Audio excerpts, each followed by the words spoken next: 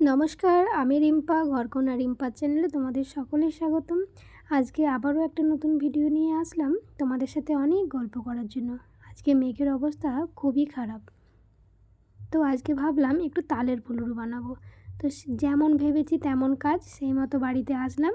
দেখো কিছুটা পরিমাণে আটা নিয়েছি, মানে এটা 1 বাটি আটা নিয়েছি, তার মধ্যে 1 বাটি চালের গুঁড়ো নিয়েছি। দেখো যতটা আমি আটা নিয়েছি ঠিক ততটাই আমি চালের গুঁড়ো নিয়েছি। আর এখানে দিয়েছি মিষ্টিটা নিজের স্বাদ অনুযায়ী, মানে তোমরা তোমাদের পছন্দ অনুযায়ী মিষ্টিটা দেবে।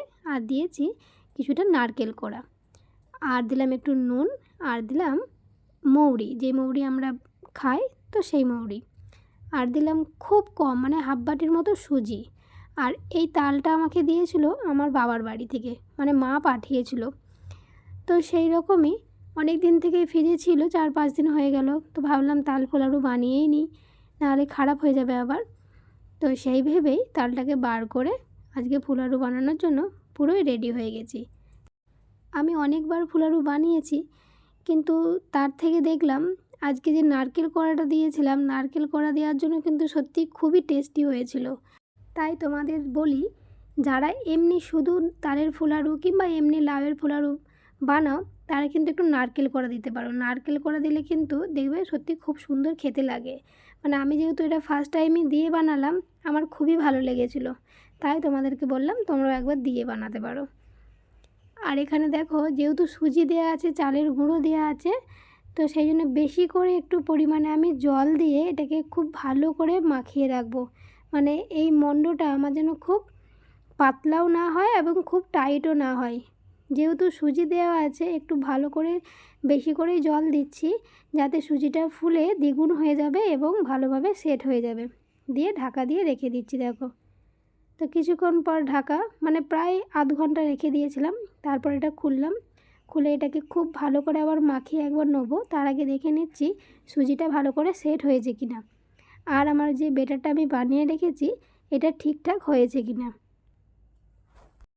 দেখলাম ঠিকঠাকই হয়ে গেছে। তো কড়াতে তেল আমি গরম করতে আগে থেকেই দিয়েছিলাম। তারপর একদম লো ফ্লেমে, তেলটা গরম হয়ে যাওয়ার পরে লো ফ্লেমে এগুলোকে একটা একটা করে ছেড়ে ভেজে নিচ্ছি। দেখো হাতে যদি খুব টাইট টাইট লাগে তো একটা বাটিতে জল রাখবে, একটু করে হাতটা ডুবিয়ে নিয়ে আবার এই ব্যাটারটাকে নিয়ে ভালোভাবে ছাড়বে। দেখবে খুব তাড়াতাড়ি ছাড়াও যাবে এবং হাতে আটকে আটকে যাবে না। তো দেখো আমার এখানে 1 কড়া দেওয়া হয়ে গেছে। এটাকে আমি খুব ভালো করে ভাজতে দেবো যতক্ষণ না এরকম লালচে লালচে হচ্ছে।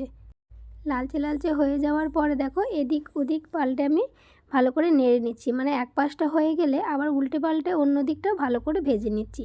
যখন দেখবো আমার খুব ভালো করে ভাজা হয়ে গেছে, কালারটা আরও গোল্ডেন গোল্ডেন হয়ে গেছে, তো তখন আমি সেটা একটা ছান্তার সাহায্যে একদম তেলটাকে ঝরিয়ে তুলে নেব।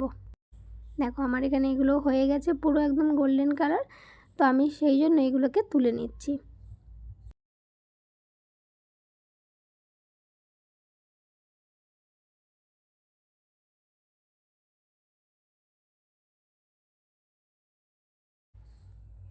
তারপর আমি যেই বাকি ব্যাটারটা আছে আর বাকি তেলটা আছে একটা একটা করে আমি সব ভেজে নেব। মানে সবটা ভাজা হয়ে গেলে তারপর আমি তোমাদেরকে দেখাচ্ছি। আমার ভিডিও যদি তোমাদের ভালো লেগে থাকে তাহলে অবশ্যই লাইক করে দিও, একটা কমেন্ট করো। আর যদি ইউটিউব থেকে দেখে থাকো তাহলে আমার চ্যানেলটা সাবস্ক্রাইব করে দিও। আর যদি ফেসবুক থেকে দেখে থাকো তাহলে ফলো করে দিও।